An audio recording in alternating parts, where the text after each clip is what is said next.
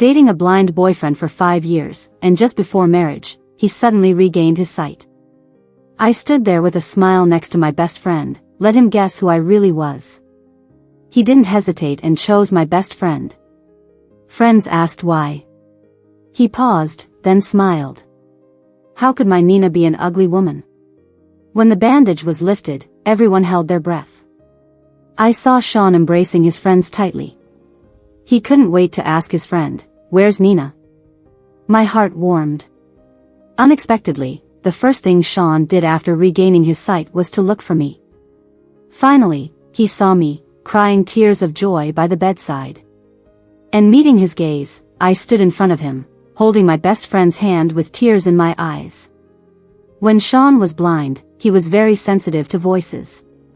Last night I had discussed with my best friend to use the same tone today to confuse him. Then we stood together in front of Sean, letting him guess who his true love girlfriend of 5 years was. We asked him together, "Guess who is Nina?" Originally just a joke, although I only met Sean after he went blind. But after 5 years of careful care and companionship, getting to know each other and falling in love, everyone, including me, believed that Sean would recognize me at a glance.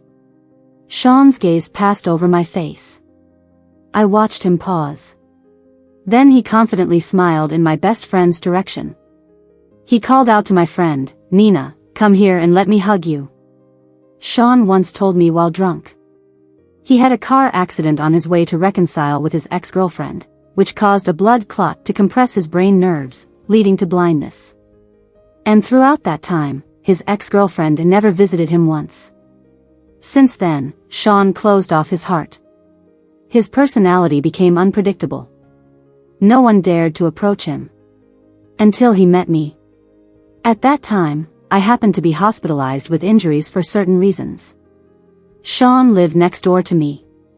Blind, he became the only person who wouldn't mock my appearance. As he was not talkative, this handsome man I saw as an emotional punching bag later, as he grew tired of me, he finally replied to my first sentence. From a sentence to a friend. And from a friend to a lover. Sean opened up again, and his friends gradually came back. In that moment when Sean spoke to my best friend, everyone inevitably fell silent.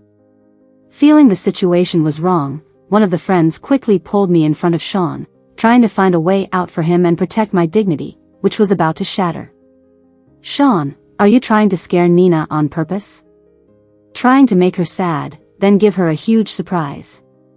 Let me tell you, this method won't win a girl's heart." Sean then looked at me again. Meeting my expectant gaze, he suddenly raised his lips, revealing a touch of a helpless smile. "Don't play with me, guys. Although I haven't seen Nina, but I've already imprinted her image in my heart. How could my Nina be an ugly woman?" A light remark. For Sean, he really might have thought we were joking with him. There was not even a sign of anger on his face. He seemed convinced that Nina, who had been with him for 5 years and was about to enter into marriage with him, was a beautiful girl. Definitely not me.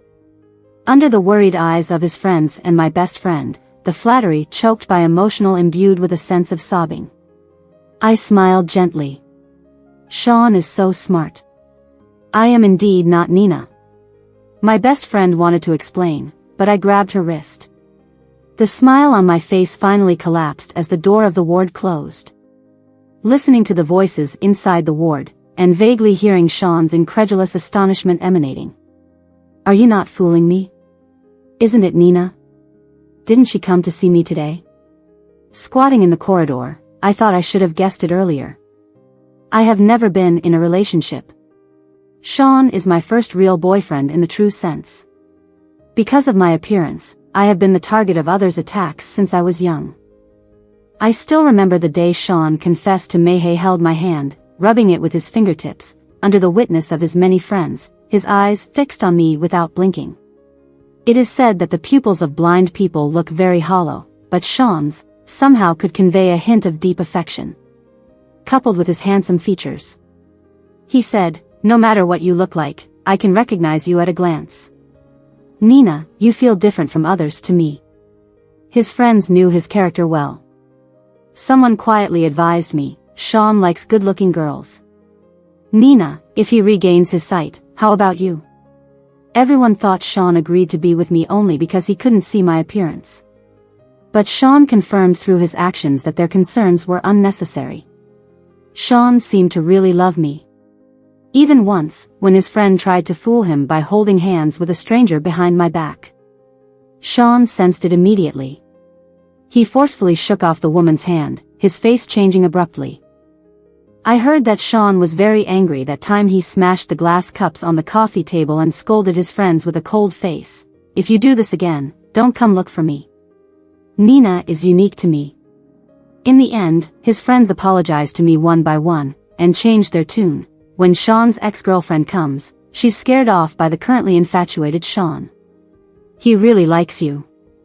Only one man named Tom continued to advise me whenever he saw me, don't waste time on Sean. The love now is fake. Tom grew up with Sean. They had a good relationship and similar personalities. Their mutual friends always say that Tom has a bit of a temper compared to Sean. In the past, the potential partners introduced to Tom by his family were always scared off by his blunt way of speaking. But as time went by, I discovered that Tom was actually tough on the outside but soft on the inside. When Sean suddenly regained his vision, everyone kept it a secret from me. It was Tom who brought me to Sean first. Unfortunately, Sean turned out exactly as Tom described. His feelings for me were not genuine. Sean's real affection was reserved for his idealized image of Nina. When leaving the hospital, Tom followed me. He seemed to want to comfort me but didn't know how to express it. He just awkwardly stayed by my side. Over the past 5 years, despite Sean's friends treating me politely on the surface, I knew deep down that if it weren't for Sean needing me, they wouldn't want to interact with me. There was a significant gap between us in terms of social status and other aspects. We were like lines forced to intersect. Now, reverting to our respective paths was only natural. A graceful figure in high heels passed by Tom and me. She then stopped in front of Tom. She heard that Sean had regained his vision. Her tone was condescending. The elegant woman seemed to know Tom.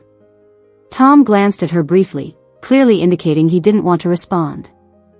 The woman, growing impatient, walked off towards the hospital without questioning Tom further. Tom irritably remarked, she never visited in the past 5 years, but as soon as she heard about Sean's vision, she rushed over. Even I can guess what that means. After speaking, he carefully observed my expression. Seeing me just tug at the corner of my mouth, he was about to continue, but I interjected, Sean will agree to it. That one sentence silenced Tom, cutting off whatever he was going to say. I smiled at him. Isn't that right? Tom, never one to lie to me, nodded. It had been a week since Sean regained his vision, and he hadn't contacted me once. I stumbled upon a video online of Sean attending an event with the same woman as before.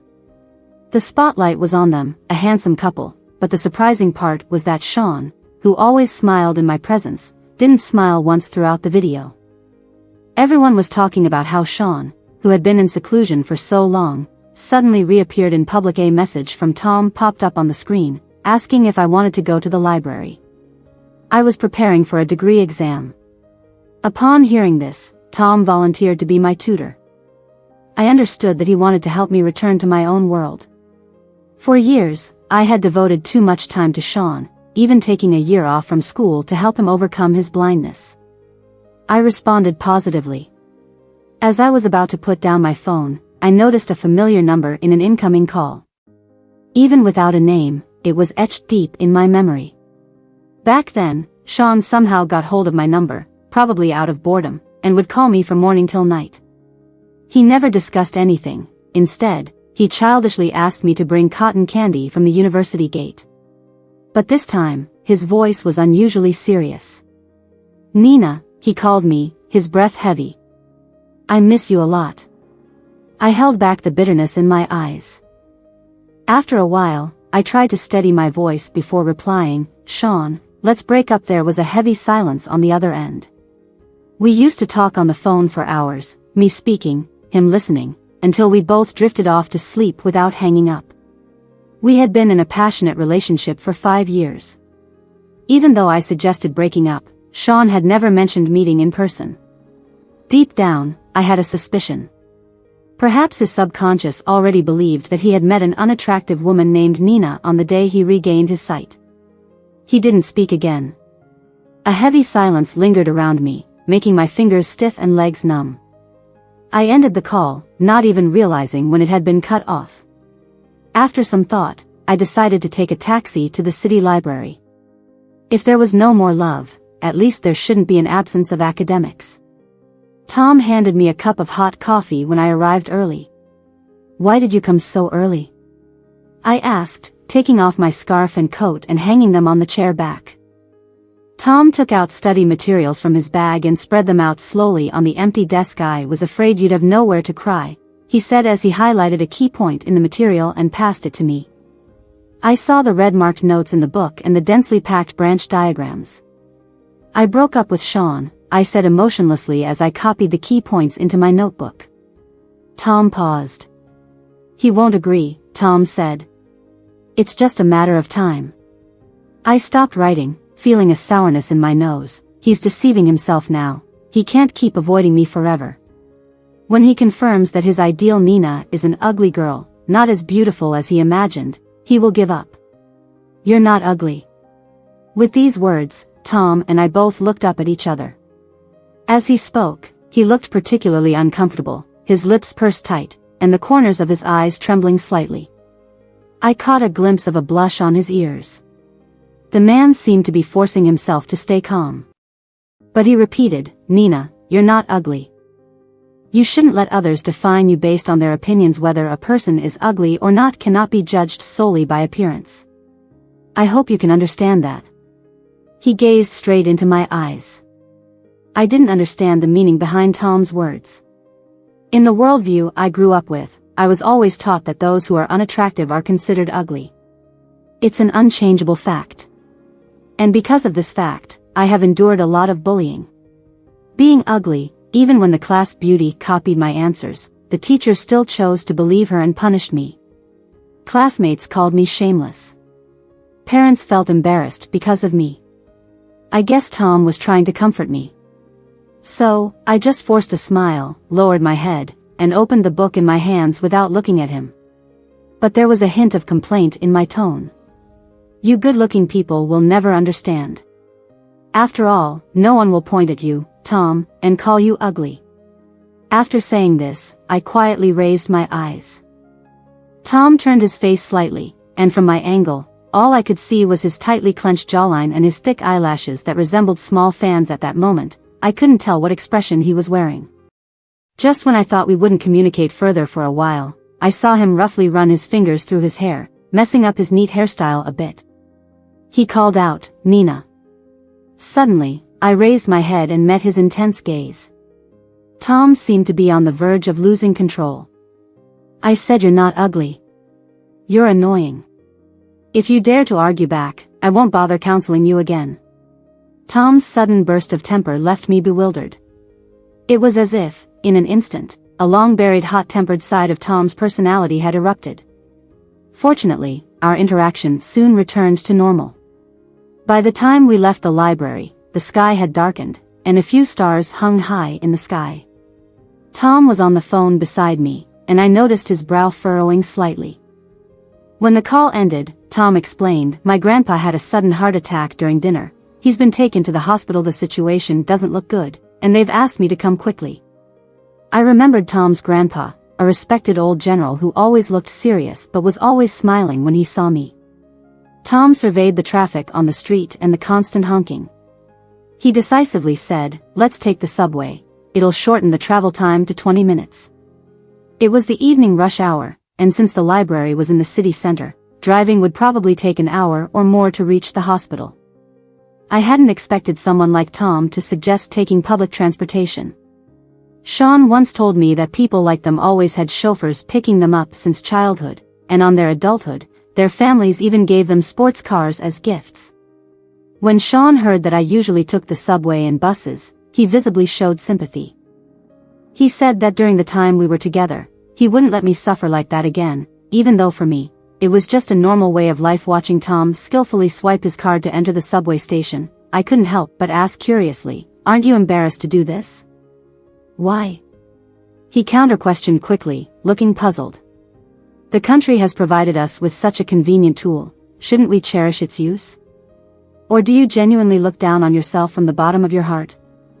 I couldn't help but think back to the argument Tom and I had at the library. He scoffed, turned his head to look at the subway station they were supposed to stop at, and his words lingered in my ears. "Nina, face is something you earn for yourself. It's not given by others' words." Nearly at the same time, we arrived at the hospital with Sean. Unexpectedly, most people in the main courtyard were already there. Tom's family was considered important in the area, and it was a family affair, so naturally, the younger generations had to come and visit when something happened to the elder. When they saw us, after Tom's parents greeted me and went to the waiting room, I noticed Sean's expression freeze momentarily.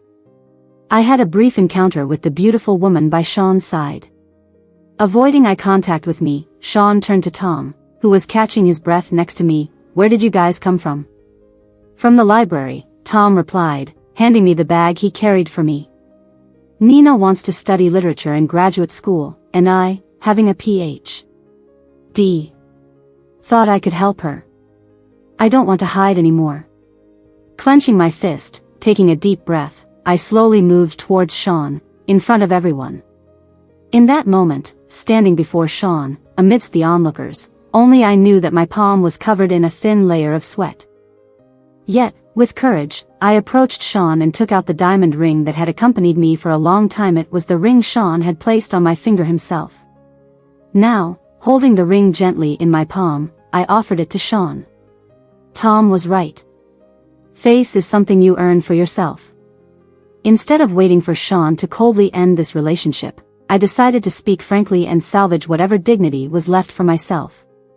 "Sean, you'll be disappointed, but I am indeed Nina." And with those familiar words ringing in Sean's ears, I saw him instinctively take a step back. His lips trembled, and he didn't take the ring I offered. After a moment of contemplation, I decided to give the ring to the woman beside Sean. After all, the one to spend the rest of his life with Sean would no longer be me, so it didn't matter who had the ring anymore. But then, as if suddenly waking up, Sean jerked his hand and, in a sudden burst of emotion, flung the ring out of my hands several feet away. The ring made a crisp sound as it hit the ground, and due to his overreacting motion, I fell to the ground by inertia. Everyone was startled by Sean's outburst. Tom rushed over in 3 quick steps, lifting me from the ground. His face turned as dark as charcoal. "Sean, you're crossing the line." However, to everyone's surprise, Sean's voice was even louder, and he seemed to be losing control of his emotions. He pointed at me, being held by Tom, his expression contorted, and his words sharp and piercing. He asked, "Tell me, what benefits do you get from pretending to be Nina? Do you really think I would believe that my Nina would grow up to look as foolish as you?" He continued, raising his voice but gradually quieting down as everyone stared at him in disbelief. He forced a smile towards his group of friends. "Oh, are you guys hiring people to mess with me again? Even so, I'm not breaking up with Nina. I'm telling you, Sean's words trailed off. I exerted all my strength and tightly held his hand, locking eyes with him without hesitation. "Sean, you once said that no matter what I look like, you would recognize me at a glance. Regardless, my appearance is from my parents, it won't change now and in the future. They say blind people have heightened senses of hearing and touch. If you don't trust your ears, do you remember this touch? We held hands, climbed mountains, crossed seas, and walked out of darkness together. So, Sean, how much longer do you want to deceive yourself?" Throughout it all, I remained calm. Sean reluctantly met my gaze. He didn't struggle anymore, just became silent as time passed. In truth, everyone present could see clearly like a mirror. Sean was never unable to recognize me. He just cured his blindness, but chose to remain blind in his heart. After 5 years of a relationship, it easily came to an end. Sean's loud and grand promises in front of friends turned out to be empty. And between me and Sean, None of our friends seemed surprised at the situation unfolding as if it was inevitable. 2 hours later, Grandpa was wheeled out of the emergency room.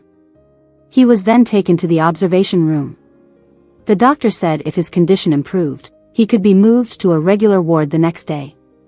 Hearing this, Tom finally relaxed. I felt his tense body gradually easing.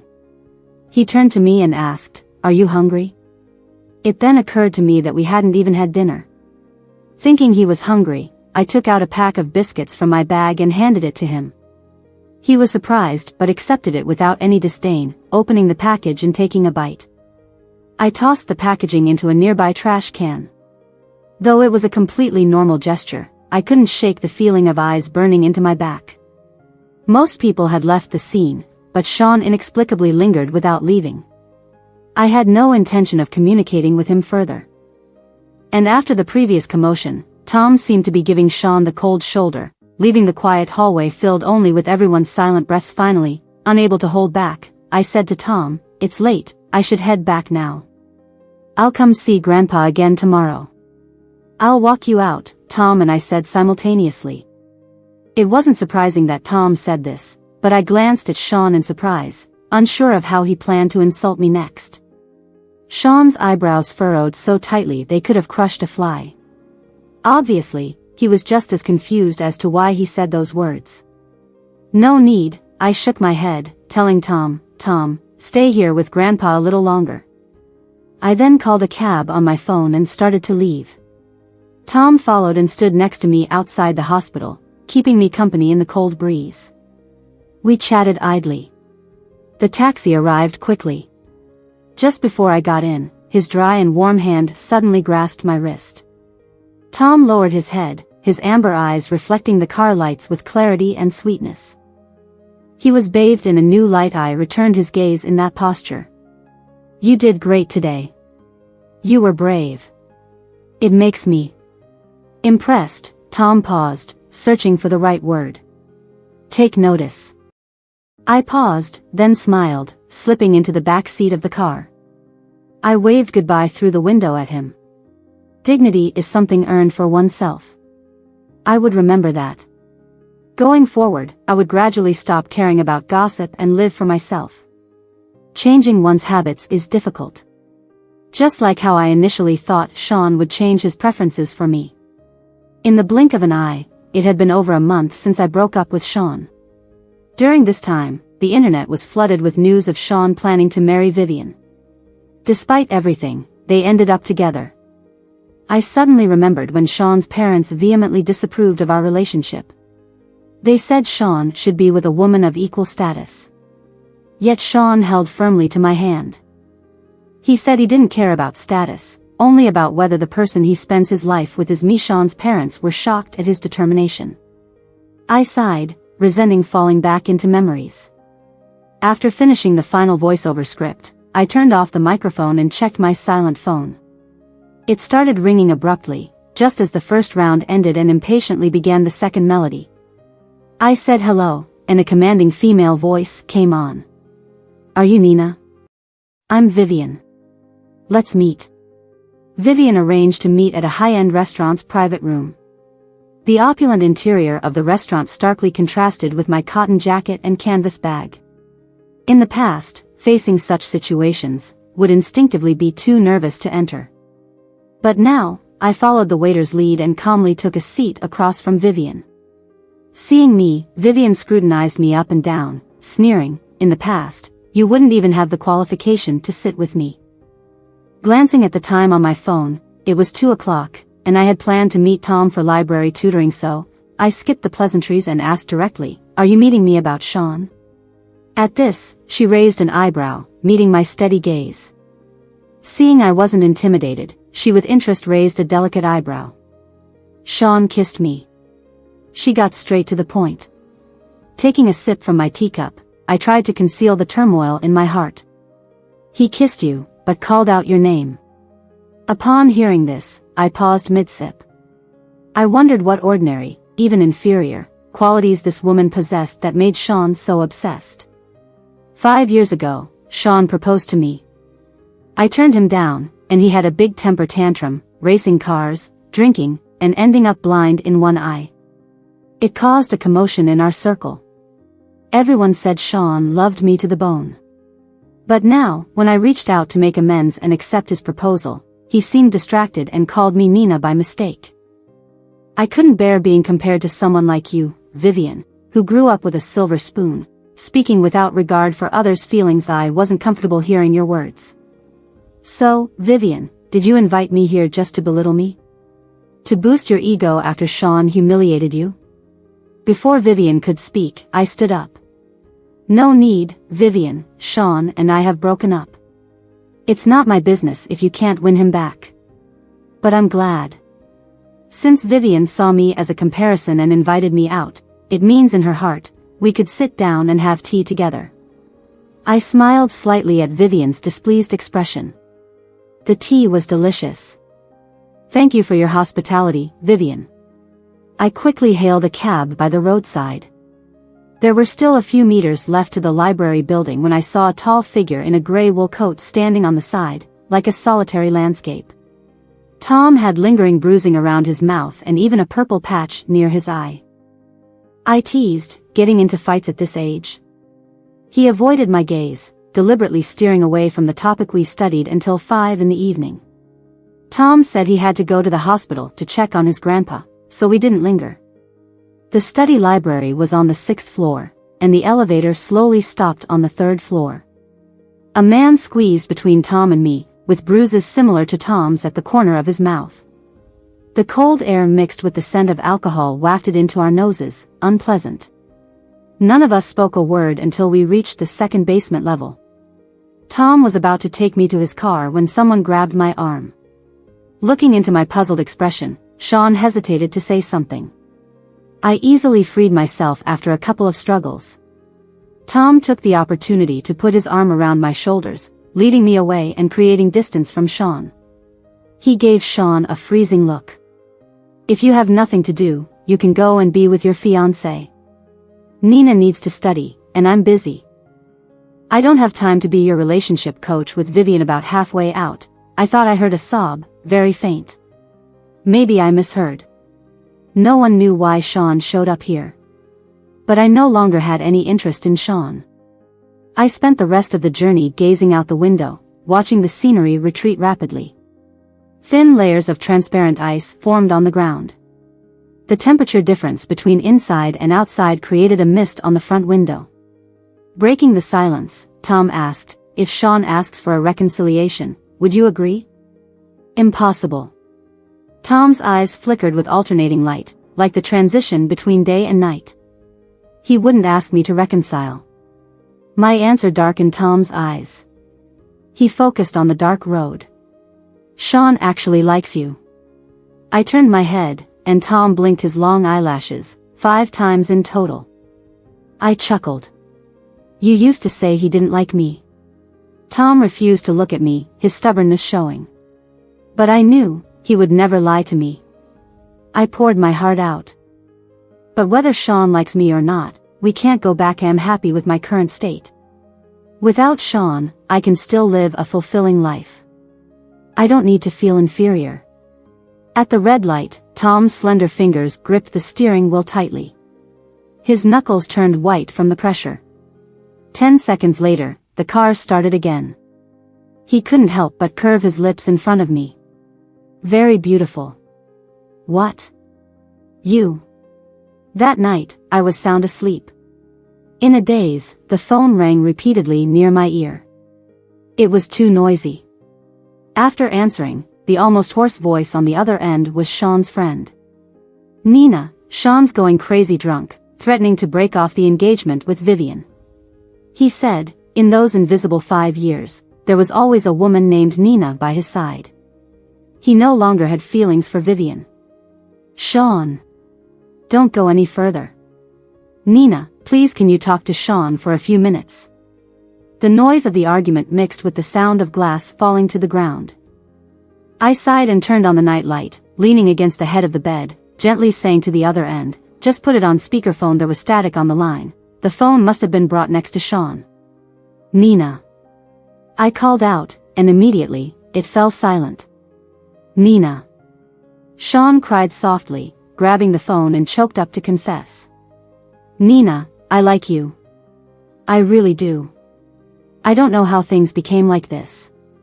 If possible, I wish I was still blind, so we could go back to how things used to be.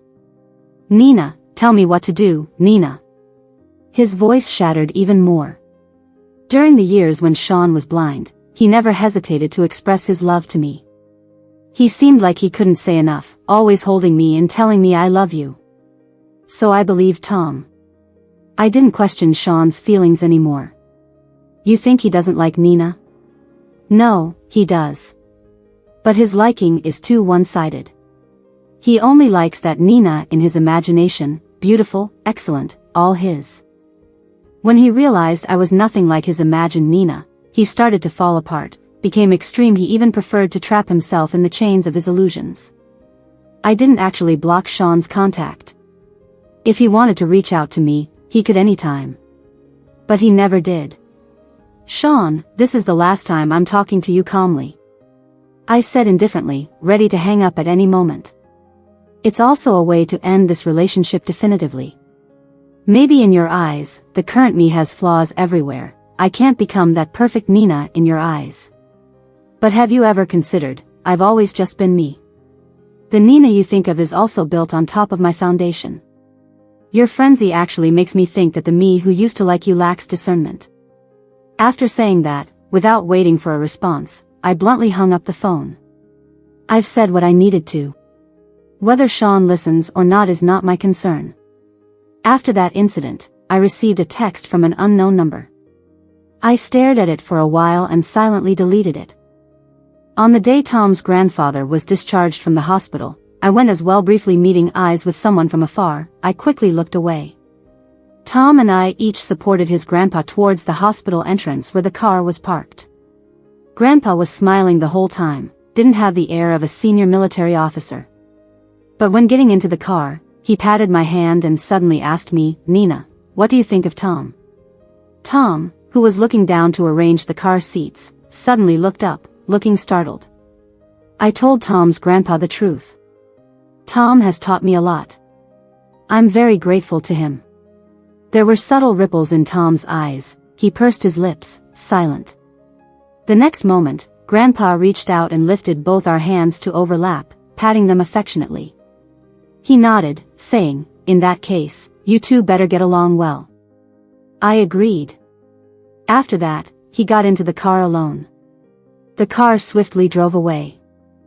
Tom and I stood there, hand in hand, facing each other, unable to comprehend the meaning behind Grandpa's words, but unexpectedly, Tom's parents also joined in the misunderstanding. They looked at us with the same gentle eyes as Grandpa. Tom's mom also reached out and patted the back of our intertwined hands. She smiled with a twinkle in her eyes. Since Grandpa approves, your dad and I can't object either. Let's have the wedding on the island. I finally reacted, hastily retracting my hand and trying to explain to Tom's parents. Tom and I are not in the kind of relationship they misunderstood. But Tom's parents didn't give us a chance to reject. They efficiently got into another car. The exhaust fumes dissipated into the air. When I came to, a circle of friends had already gathered around us, cheering. Oh, you've been keeping it hidden from us for so long. Uncle and Auntie look very satisfied with Nina. Nina, I advise you to choose Tom, unlike Sean's mom who keeps bothering you every few days. It's exhausting. He realized his words were inappropriate and awkwardly rubbed the back of his head, apologizing to me. Tom stared at him fiercely, looking ready to explode at any moment. If you can't speak properly, just keep quiet. I'm just being honest. They ended up hugging each other. And all along, Sean stood afar behind them. He was no longer the center of attention. He appeared thinner, solitary. It seemed like after the extreme events of that night, Sean became subdued, losing his former arrogance. As if sensing my gaze, he immediately looked over. There was an unmistakable plea in his eyes. And his feet uncontrollably moved in my direction. Go. A voice sounded in my ear. Turning slightly, Tom was mouthing the words to me. Without hesitation, I averted my gaze. Amidst the murmurs of the surrounding people, I couldn't help but get caught up in the atmosphere and made a joke. If there ever comes a day, Tom and I will definitely treat everyone to a meal. Tom blushed instantly at my words. I teased him about when he became so unable to resist humor.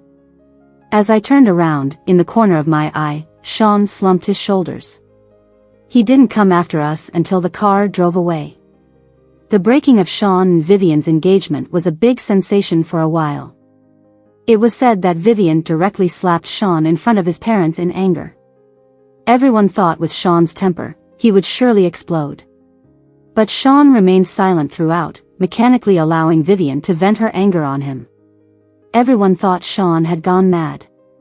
His family had some status after all, and Sean's actions made them feel he had lost all face. Not long after, Sean was sent out of the country. My friends pieced together these news and told me and Tom. But I just couldn't muster any interest. Tom's tutoring sessions with me kept getting longer, and he even started an online mode. I found myself nodding off while listening to him teach several times. Tom's voice was soothing, perfect for storytelling. I always thought he could make a contribution to the voiceover industry. But he just tapped the table on the video call, suddenly awakening me from my drowsiness. "If you're tired, you can have a cup of coffee," he said. I reluctantly showed him the 5 paper cups on the table on my phone screen. I had been to the bathroom more than 10 times. I couldn't understand how Tom never seemed to get tired, and he only seemed more energetic as he taught. Fortunately, hard work paid off. On the day of the written test, I performed exceptionally well. After the results came out, I smoothly made it to the next round as the second highest scorer. The last question in the interview was to talk about my self-perception and why I wanted to pursue further studies. After a moment of thought, I confidently smiled.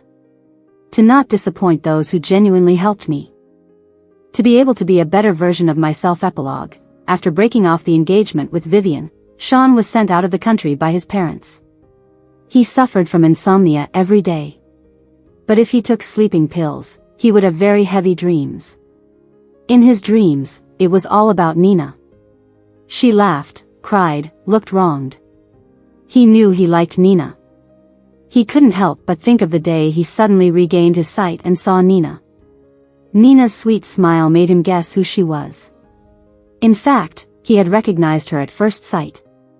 After all, during his blindness, he had memorized Nina's scent 1,000 times. But the real Nina disappointed him a lot. She looked completely different from what he had imagined. He couldn't admit that this person was the perfect Nina he had loved and anticipated for 5 years. However, love is love and can transcend all external factors. No matter how much he deluded himself, brainwashed himself, he still couldn't forget Nina. Until the second year, when Nina appeared in Sean's dreams for unknowable times. Sean decided to return to the country to find her. He didn't want to deceive himself anymore, he wanted to face his own heart. When the driver picked him up, the usually quiet street was unusually lively. As Sean walked in, he noticed a couple holding hands. The woman's back was blocked, only a high white knit hat was visible.